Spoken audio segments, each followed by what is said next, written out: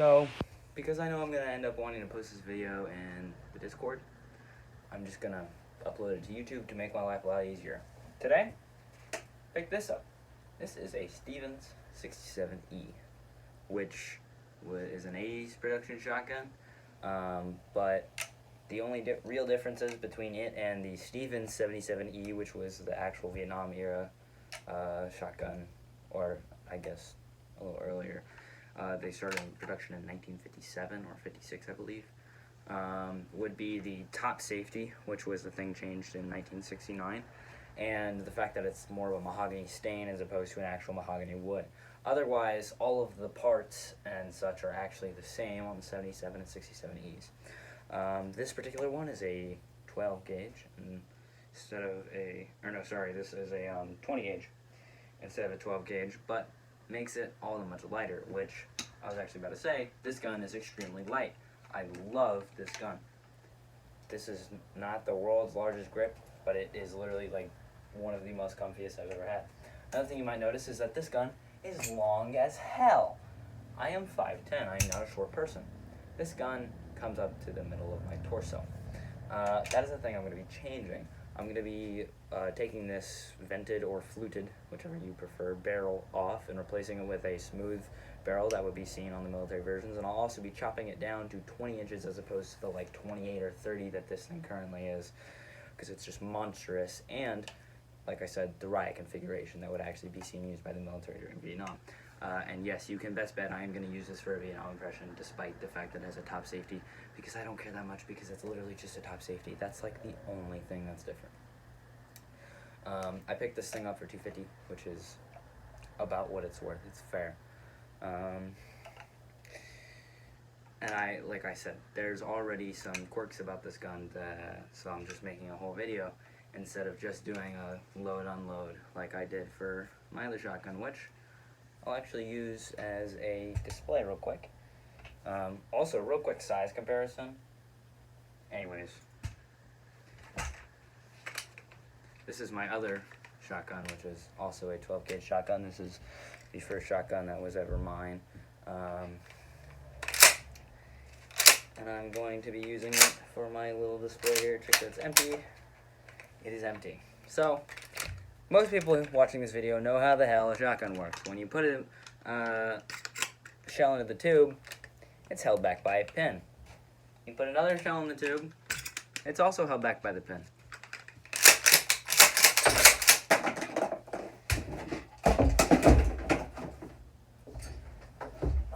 Now that that's out of the way, check out what it's like on the 67E.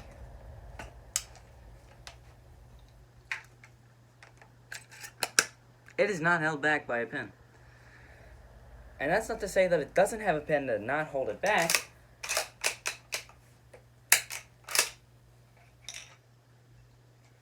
Come on, come on, come on. Come on. Look at that. Anyways. Weird. Anyways, that's not to say that it doesn't have a pin to hold it back. Check this out. Gotta hold the feed tray. That might help me. It does have a pin, but the thing about this shotgun is that the pin is only actuated when the pump is pulled backwards, which is extremely strange.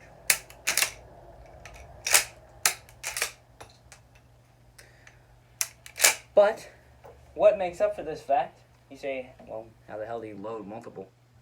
You might notice that this has got this funny V shape. This funny V shape here pushes it out of the way for you to load more. Now, this gun is actually, it's a 4-tube mag. In the state of Florida, you can only have 3 rounds in your gun for hunting. So lots of mag tubes will only allow you 3 rounds or only 2, because you can only have 3 in the gun at any time. But this is apparently, I guess, wasn't being used for hunting in recent years, so the tube is unplugged, which is extremely nice, because that means I can have 5 rounds in this puppy at any given moment. And I'm not going to be using this for hunting, so it doesn't matter.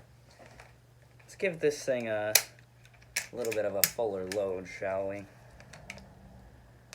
Wait, I think there's either 3 or 4. Sometimes this thing will, oh, I didn't realize that. Every single time it reprimes itself. That's cool. That's a thing I discovered just now on video. Anyways, because lots of shotguns like my Remington here, they don't prime every single time you pull the trigger. Anyways, sorry, that was cool. That was cool to find out. Something that is really neat about this is the profile of the eject port, which as compared to a regular like Remington, which most people are familiar with, comes sort of to the top of the gun, which is something that I really like that design choice. It's a very great design. Another thing is that the shells kind of go forward. That one did it. That one also did it. That one also did it. That one, there was no shot. And that's a really nice design choice again, because it's kind of annoying if you're shooting with somebody, you rack it, they get hit with your hot shell. But this one shoots them forward most of the time.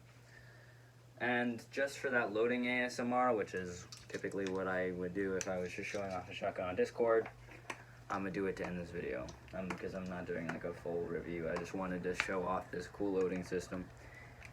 Anyways,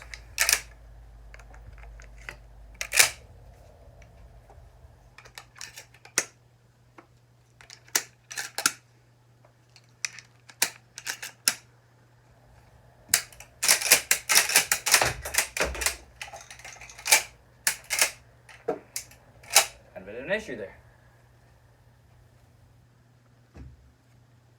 67E.